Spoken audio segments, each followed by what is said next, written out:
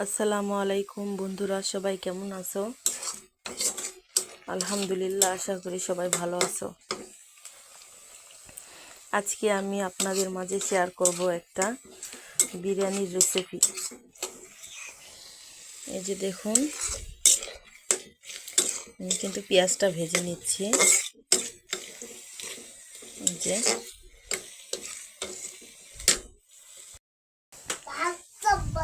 এই যে মাংসটা কিন্তু আমি ঢেলে দিচ্ছি আগেই।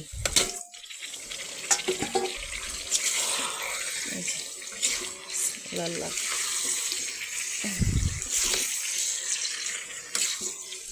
আসলে আমার ছোট মেয়ে কয়েকদিন ধরে বলছিল, মা আমি খুব বিরিয়ানি খেতে মন চাইছে, আমি বিরিয়ানি খাবো। ওই জন্য ভাবলাম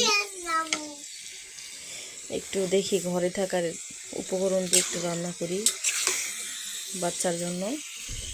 খুব কম খরচে বিরিয়ানিটা রান্না, মশলা ছাড়া। বিরিয়ানির মশলা আমি কাঁচাই ঘরে তৈরি করে নিয়েছি। এই যে দেখুন, ওখানে বাদাম বাটা আছে, জিরিয়া বাটা, ধনিয়া বাটা, আদা রসুন পিসা, এই যে সব। এই যে দুধ দিয়ে দিব, প্যাকেটের দুধ। এই যে এগুলো তো বেশি কিছু না, অল্প কয়টা মাংস দিয়ে রান্না করতেছি। ভাবলাম এটাও আপনাদের মাঝে শেয়ার করি, আমারও ভালো লাগে। যারা দেখবেন ইনশাআল্লাহ আমি মনে করবো তাদেরও ভালো লাগবে। তো চলুন এখন সব মশলাটা আমি দিয়ে দিই এখানে। এখানে ধনিয়া পিসা, জিরিয়া পিসা সব একটি করে পিষেছি, ভিন্ন ভিন্ন করিনি। এই যে সব কিছু আমি দিয়ে নেব। এই যে দিয়ে একসাথে আমি কষাবো। এটা আমার পদ্ধতিতে বিরিয়ানি রান্না। জানি না কারা কীরকম খেতে ভালোবাসে, তো আমি আশা করি এটা অনেক ভালো লাগবে, কারণ আমি মাঝে মধ্যে এটা রান্না করে আমার বাচ্চাদেরকে খাওয়াই। এই যে এখন বাদাম বাটাটাও দিয়ে নিলাম। এই যে লবণ দিয়ে নিচ্ছি।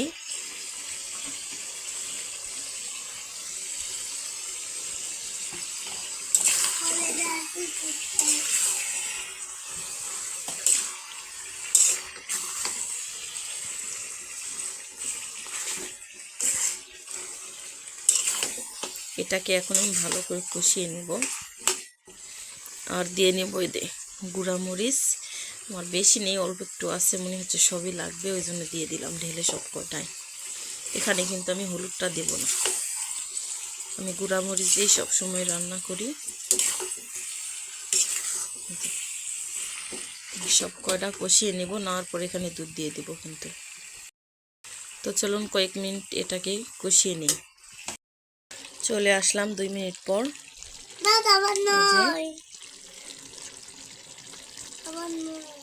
এই যে এখানে কিন্তু আমি গুঁড়া দুধটা দিয়ে দিলাম।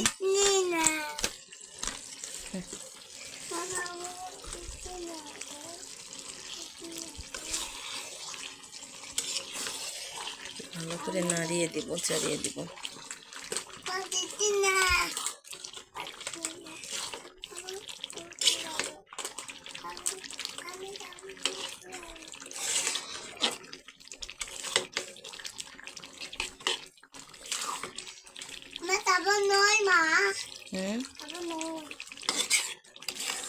সাবান নয়, কি এটা? তো ওটা কি বলো? কিয়া বলো?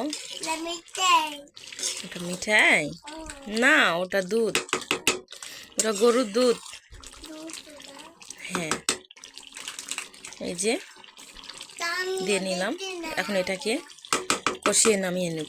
এটা কষি, দেখতে পাচ্ছেন এটা দিয়ে কিন্তু তেল বের হয়ে এসেছে। এটা কিন্তু মাংসটা আমার কষানো শেষ। আমি এখন এটাকে নামিয়ে নেব, তারপর এখানে চাল ভাজে নেব। এই যে দেখুন, দেখছেন? আমি এখন এটাকে নামাবো। এই যে আমি আগে থেকেই বিরিয়ানির চালটা ধুয়ে রেখেছিলাম, পানিটা ঝরে গেছে, এখন এটাকে ভেজে নেব। এই যে পানিটা ঝরে গেছে, আমি এখন তেল দিয়ে নেব চালটা ভাজার জন্য। তো এই তো তেলটা একটু বেশি দিয়ে দেব, তেলটা গরম হলে চালটা ঢেলে দেব। এই তো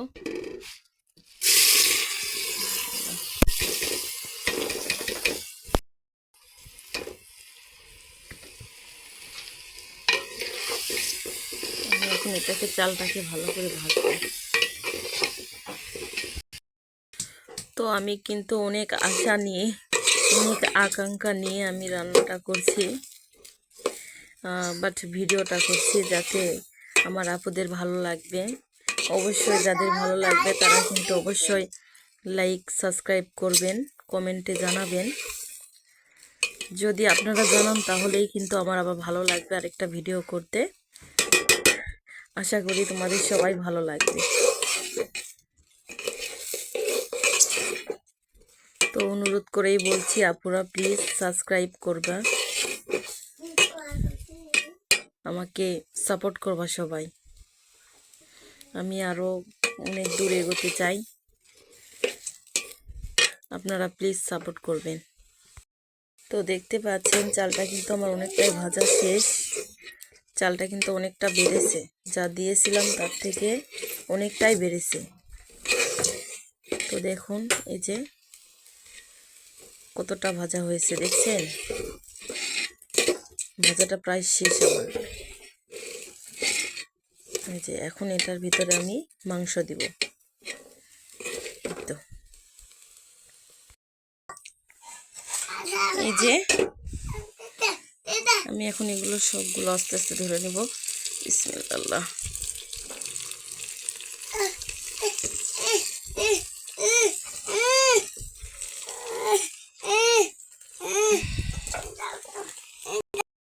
যে আমি এখন এটাকে কয়েক মিনিট ভাজবো, 1 মিনিটের মতন এটাকে ভেজে নেব, তারপর পানি দেব।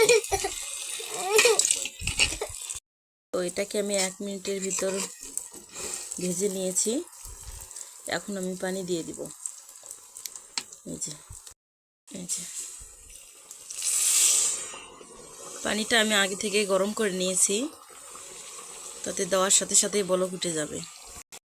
পানিটা কিন্তু অবশ্যই পরিমাণ মতন বুঝে দেওয়া লাগবে, না ছাড়া ঝরঝরা হবে না। যা পানি চাল দিবেন তার থেকে অর্ধেকটা পানি দিয়ে দিবেন, তাহলে দেখবেন আপনার বিরিয়ানিটা পারফেক্ট হয়ে গেছে। এই তো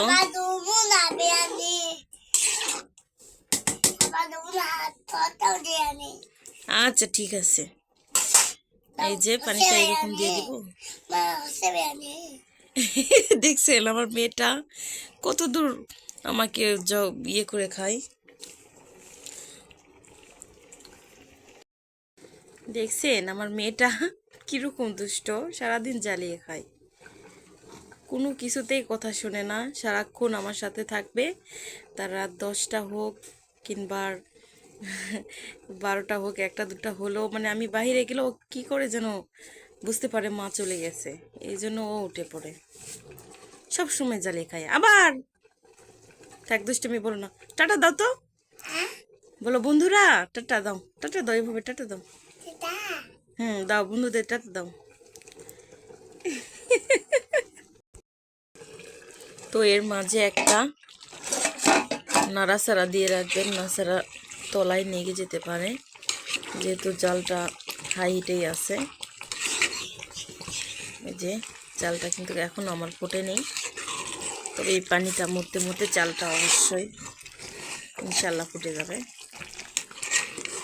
এই যে দেখতে পাচ্ছেন চালটা ফুটে নেই, আমি তো ভেবেছি। তো হওয়ার আগে কয়েকটা কাঁচামরিচ দিবেন, তাতে করে ফ্লেভারটা ভালো আসবে। এই যে কাঁচামরিচটা দিয়ে একটা লাড়াচাড়া দিয়ে একবারে ঢেকে দিব। একবারে যখন হয়ে যাবে তখন